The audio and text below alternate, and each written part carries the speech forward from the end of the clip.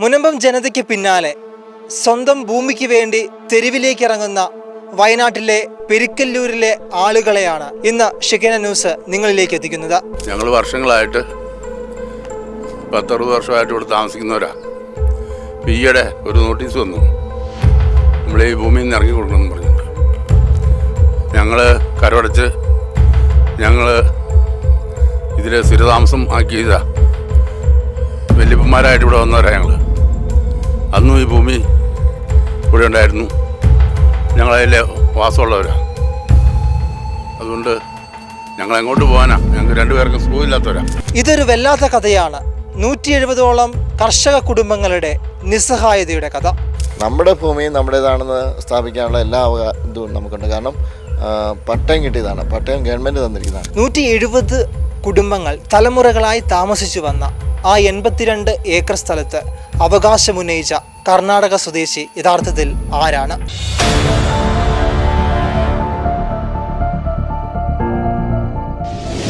ഞങ്ങളിപ്പോൾ കൈവശം വെച്ച് കൃഷി ചെയ്ത് വരുന്ന ഈ ഭൂമി 77 ലഭിച്ചിട്ടുള്ള പട്ടയത്തിൽ നിന്നും ഞങ്ങൾ ആധാരം ചെയ്ത് വാങ്ങിയിട്ടുള്ളതും ആ ആധാരപ്രകാരം കൈവശം വെച്ച് കൃഷി ചെയ്ത് എല്ലാവിധ അവകാശങ്ങളോടും കൂടി ഞങ്ങൾ അനുഭവിച്ചു വരുന്നതാണ്. സർക്കാരിൽ നിക്ഷിപ്തമായതും മറ്റ് യാതൊരുവിധ ബാധ്യതകളുമില്ലാതെ സർവ്വ അവകാശങ്ങളോടും കൂടി സർക്കാർ ക്രയ സർട്ടിഫിക്കറ്റ് നൽകിയിരിക്കുന്ന ആ ഭൂമിയിൽ നിന്നാണ് ഇത് ആധാരം ചെയ്ത് വാങ്ങിയിരിക്കുന്നത്. ഈ ഭൂമിക്ക് ക്രയ വില നൽകിയിട്ടുണ്ട്, മറ്റ് സർക്കാർ ഫീസുകളെല്ലാം നൽകിയിട്ടുണ്ട്. ഇത്തരത്തിൽ കൈവശം വെച്ച് വർഷങ്ങളായി തലമുറകളായിട്ട് അനുഭവിച്ചു വരുന്ന ഭൂമിക്ക് മേൽ ഉന്നയിക്കുന്ന അവകാശവാദം തീർത്തും അന്യായമാണ്. അതിനെതിരെ എല്ലാ തരത്തിലുള്ളതായ പ്രതിഷേധങ്ങളും ഞങ്ങൾ അറിയിക്കുന്നു. പെരിക്കല്ലൂർ എന്ന സ്ഥലത്ത് ഞങ്ങൾ 50 വർഷമായി ഇവിടെ താമസിക്കുന്നു. പിന്നെ ഞങ്ങൾക്ക് ഇവിടെ നിന്ന് ഇറങ്ങിപ്പോകണമെന്നും പറഞ്ഞ വക്കീൽ നോട്ടീസ് കിട്ടുവാണ്. ഞങ്ങളെ ഇറക്കി വിടാനായിട്ട് ഇവരാരാണ്? ഞങ്ങൾ പിന്നെ എന്ത് ചെയ്യണം ഇനി? ഞാനിപ്പോൾ ആയിരിക്കുന്നത് ഈ 82 ഏക്കർ സ്ഥലത്ത് സ്ഥിതി ചെയ്യുന്ന ആളുകളുടെ ചുറ്റുമുള്ള വീടുകളുടെ മുന്നിലാണ്.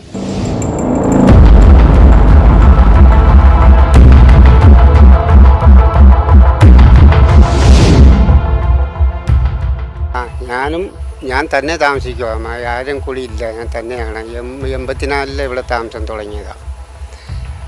ഇതൊക്കെ വെച്ചിട്ടെടുത്തിട്ട് ഇപ്പം ഒരു പണിയെടുക്കാൻ പറ്റില്ല. ഈ പെൻഷൻ കിട്ടിയത് കൊണ്ട് കഴിഞ്ഞു പോകുന്നു, വേറെ ഒരു മാർഗമില്ല. പെരിക്കല്ലൂർ സെൻറ് തോമസ് ദേവാലയ വികാരിയച്ഛൻ ബഹുമാനപ്പെട്ട ജോർജ് അച്ഛൻ നമ്മോടൊപ്പം ഉണ്ട്. പക്ഷേ ഈ ഭൂമി വിഷയത്തിൽ യഥാർത്ഥത്തിൽ ഇന്ന് ഒരു സർവകക്ഷി യോഗം നടന്നു.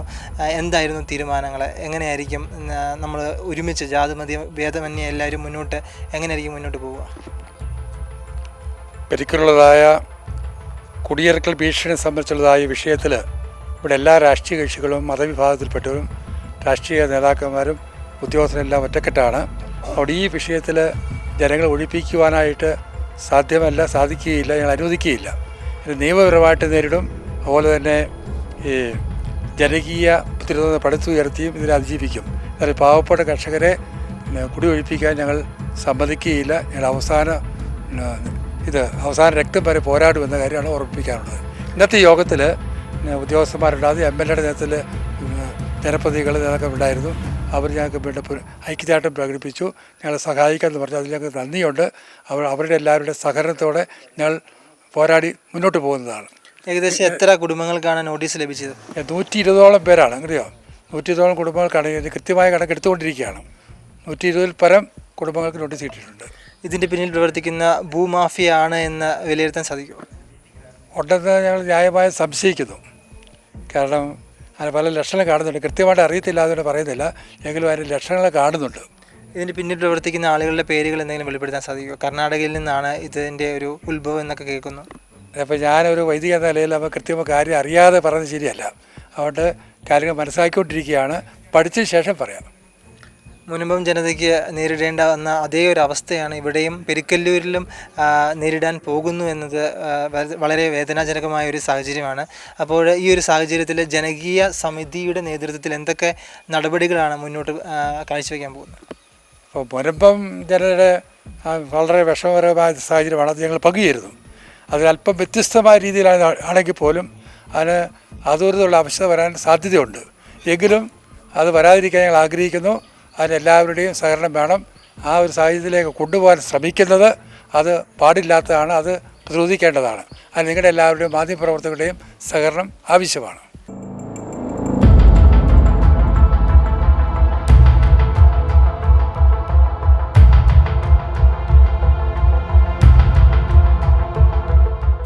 പെരിക്കല്ലൂരിലെ മെമ്പർ ബഹുമാനപ്പെട്ട ജോസേട്ടൻ നമ്മോടൊപ്പം ഉണ്ട്. ഈ പെരിക്കല്ലൂരിലെ ജനത എന്ന് പറയുന്നത് പാവപ്പെട്ട ഒരു കർഷക ജനതയല്ലേ? തീർച്ചയായിട്ടും. അതായത് 50, 60, 70 വർഷക്കാലത്തോളം കുടിയേറ്റ ചരിത്രമുള്ള, അതുപോലെ തന്നെ അന്നത്തെ എല്ലാ ബാലാരിഷ്ടതകളെയും നേരിട്ട ഒരു വലിയ അധ്വാനം ഈ തലമുറയ്ക്ക് വേണ്ടി ചെലവഴിച്ച ഒരു പൂർവ്വപിതാക്കന്മാർ ഉള്ള ഒരു നാടാണിത്. 100% കർഷക ജനതയാണ് ഇവിടെ ഉള്ളത്.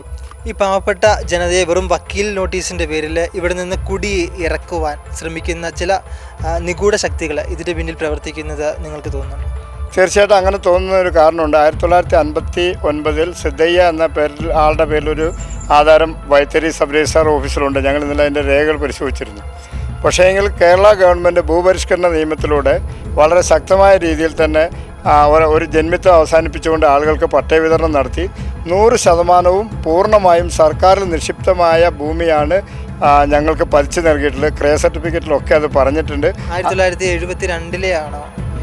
1969 ഭൂപരിഷ്കരണ നിയമത്തിന് ശേഷം 72 വന്ന ചില നിയമങ്ങളുടെ അടിസ്ഥാനത്തിലാണ് ഈ പതിച്ചു നൽകൽ സർട്ടിഫിക്കറ്റ് നൽകിയിട്ടുള്ളത്. അതിൽ വളരെ ക്ലാരിറ്റിയോടുകൂടി, കൃത്യതയോടുകൂടി ക്രയ സർട്ടിഫിക്കറ്റിലെല്ലാം പറയുകയും ഞങ്ങളുടെ പിതാക്കന്മാരുടെ കയ്യിൽ നിന്നും ക്രയവില ഈടാക്കിയതിൻ്റെ കാര്യങ്ങളടക്കം അതിൻ്റെ പ്രൊസീഡിങ്സിൽ വളരെ കൃത്യമായി മെൻഷൻ ചെയ്തിട്ടുണ്ട്. പെരിക്കല്ലൂർ ഭൂമി വിഷയത്തിൽ നമ്മുടെ പ്രതികരിക്കാൻ എത്തിയിരിക്കുന്നത് MLA IC ബാലകൃഷ്ണൻ സാറാണ്. ബത്തേരി MLA IC ബാലകൃഷ്ണൻ സാറാണ്. സാർ, യഥാർത്ഥത്തിൽ പാവപ്പെട്ട കർഷക ആൾക്കാരുടെ ഭൂമി കയ്യേറുക, അത് അവരുടെയാണെന്ന് പറയുക, 1972 അവർക്ക് പട്ടയം ഓൾറെഡി സർക്കാരിൽ നിന്ന് പതിച്ച് കിട്ടിയതാണ്. അപ്പോൾ അടിയാധാരത്തിൻ്റെ കുറവ് മൂലം അവരുടെ സ്ഥലം അവരുടെ അല്ല എന്ന് പറയുന്ന ഒരു വലിയ അനീതിയിലേക്കാണ് ഇത് കൂപ്പുകുത്തുന്നത്. യഥാർത്ഥത്തിൽ ഈ ഒരു അവസ്ഥ പരിഹരിക്കുവാൻ സർക്കാരിന് സാധിക്കുമോ? ഇത് തീർച്ചയായിട്ടും സാധിക്കും. കാരണം 1/1/1970 ഭൂപരിഷ്കൃത നിയമം വന്നതിന് ശേഷം വ്യക്തമായുള്ള റവന്യൂ റൂൾസ് വളരെ വ്യക്തമായി പറയുന്നുണ്ട്. ഈ ഭൂപരിഷ്കൃത നിയമം 1970 വന്നതിന് ശേഷമാണ് ഒഴിഞ്ഞുകിടക്കുന്ന ഭൂമികൾ, കൈവശം വെച്ചിരിക്കുന്ന ഭൂമികൾ ഒക്കെ സർവേ നടത്തി കണ്ടെത്തി ഗവൺമെൻറ്റിൻ്റെ ഭാഗമാക്കിയതിന് ശേഷം അവിടെ താമസിക്കുന്ന കുടുംബങ്ങൾക്ക് ഗവൺമെൻറ് പട്ടയം നൽകിയത്. അവിടെ മുതൽ ഇങ്ങോട്ടുള്ള കാര്യം ചിന്തിച്ചാൽ മതിയല്ലോ. പട്ടയം നൽകിയത്. അതിനുശേഷം അവരെല്ലാ വർഷവും ആർക്കാണോ പട്ടയം കൊടുത്തിട്ടുള്ളത് അവർ ഗവൺമെൻറ്റിൻ്റെ നിയമാനുസൃതമുള്ള കരമടച്ച് വരുന്നു, അവിടെ ഭവനം നിർമ്മിക്കുന്നു, അവിടെ കൃഷി ചെയ്യുന്നു. മാത്രമല്ല ആ ഭൂമി മക്കൾക്ക് പാർട്ടീഷൻ ചെയ്ത് കൊടുത്ത് അവിടെ വീട് വെച്ച് താമസിക്കുവാനുള്ള സൗകര്യങ്ങളും അവിടെ കൃത്യമായി ആ ആക്റ്റിൽ പറയുന്നുണ്ട്. ആ ആക്ട് അനുസരിച്ചാണ് ഇന്നും മുന്നോട്ട് പോകുന്നത്.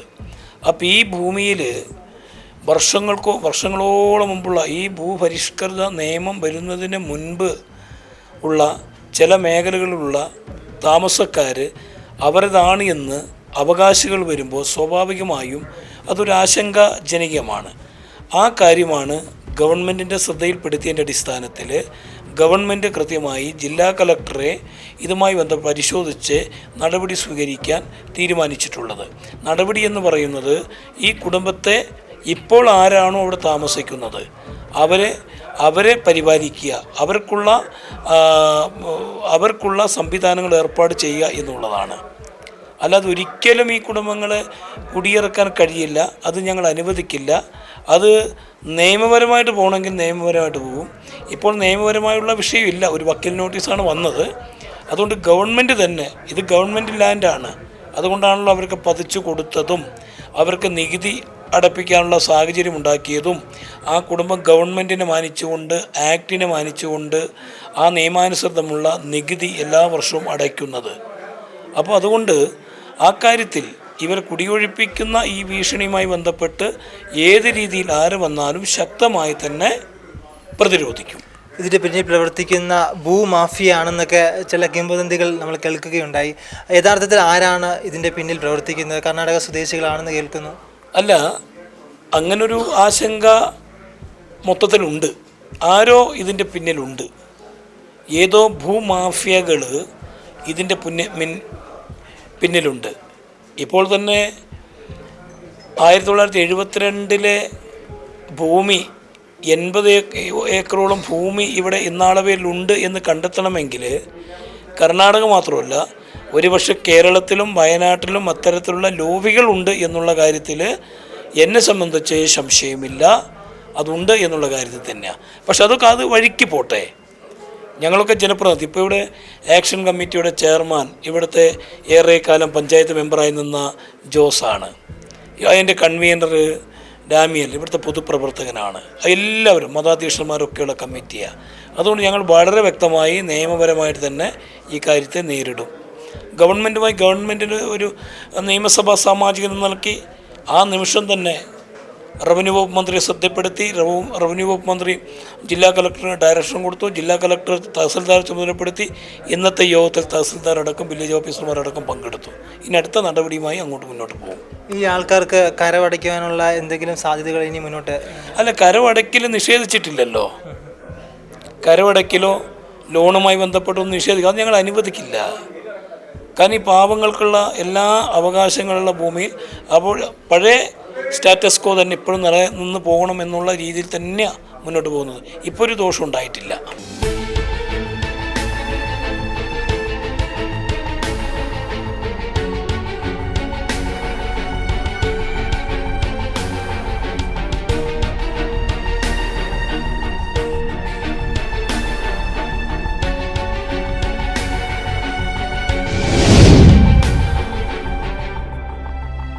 വയനാട്ടിലെ പാവപ്പെട്ട കർഷകർ ജീവിച്ചു വളർന്നു വന്ന പെരിക്കല്ലൂർ എന്ന് പറഞ്ഞ ഗ്രാമത്തിലെ ഏകദേശം കർഷക തൊഴിലാളികൾക്ക് കുടിയിറങ്ങേണ്ട ചില സാഹചര്യങ്ങളിലേക്ക് വഴിതിരിച്ചു വിടുകയാണ് ഇവിടുത്തെ ഭൂമാഫിയകൾ.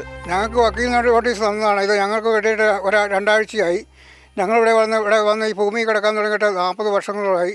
43 വർഷത്തോളം കഴിഞ്ഞു. ഞങ്ങൾക്ക് ഇനിയിപ്പോൾ ഞങ്ങൾക്ക് ഇവിടുന്ന് ഇറങ്ങിപ്പോകാൻ വേണ്ടി ഇങ്ങനെ തന്നു കഴിയുമ്പോൾ ഞങ്ങൾക്ക് വലിയൊരു വിഷമമാണ്. ഞങ്ങൾക്ക് ഇതിനൊരു പ്രതിഫലം നമുക്ക് ഉണ്ടാക്കി തരണമെന്ന് ഞങ്ങൾ അപേക്ഷിക്കുന്നു.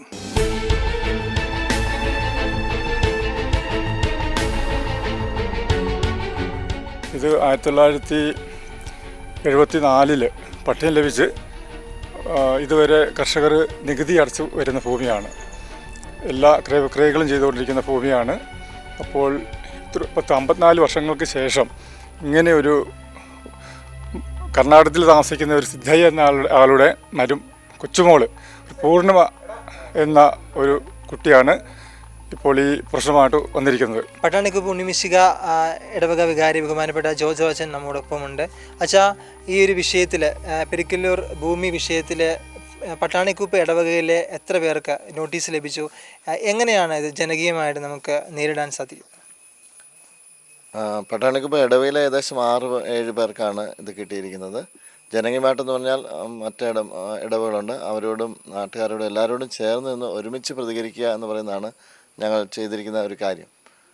അപ്പോൾ അത് ആലോചിച്ച് നമുക്ക് കിട്ടിയിരിക്കുന്ന അറിവുകളോ അല്ലെങ്കിൽ അവർക്കതൊരു ബൂമറാങ്ങായിട്ട് മാറത്തക്ക വിധത്തിൽ അങ്ങോട്ട് ചെയ്യുക എന്നുള്ളതാണ്.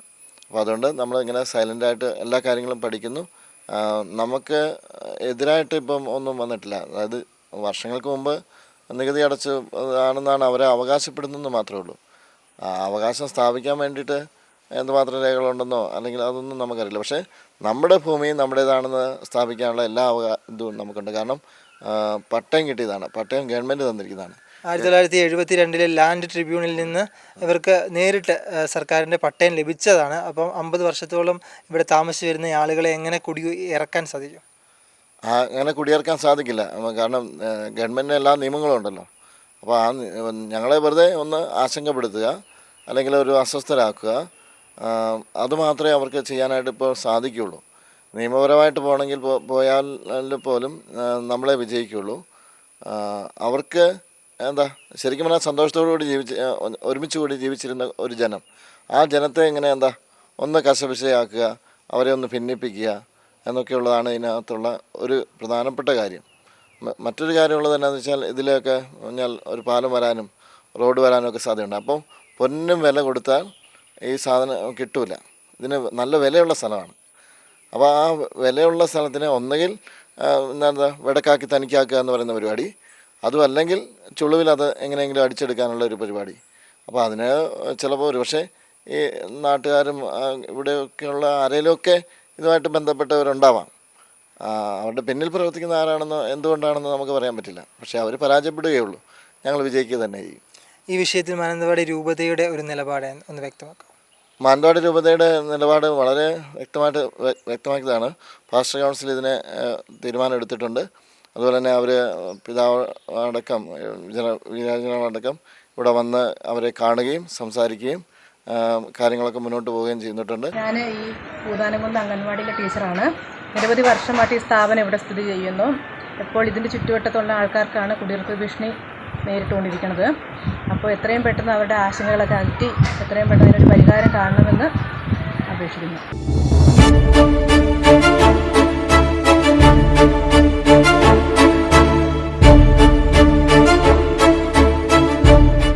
ഞാനിപ്പോൾ ആയിരിക്കുന്നത് ഈ 82 ഏക്കർ സ്ഥലത്ത് സ്ഥിതി ചെയ്യുന്ന ആളുകളുടെ ചുറ്റുമുള്ള വീടുകളുടെ മുന്നിലാണ്. സ്വന്തം വില കൊടുത്തു വാങ്ങിയ സ്ഥലത്ത് കുടിയിറക്കപ്പെടുവാൻ നിർബന്ധിതരാകുന്ന ഒരു ജനം. ഇവർക്ക് വേണ്ട സഹായഹസ്തങ്ങൾ എത്രയും പെട്ടെന്ന് സർക്കാരിൻ്റെ ഭാഗത്തു നിന്ന് ഉണ്ടാകണമെന്ന് ഷെക്കിന ന്യൂസിൻ്റെ ഭാഗത്തു നിന്ന് നിങ്ങളോട് അഭ്യർത്ഥിക്കുകയാണ്. ഷെക്കിന ന്യൂസിന് വേണ്ടി ക്യാമറാമാൻ അനുഗ്രഹിനൊപ്പം അമലൈ ടോം, മാനന്തവാടി.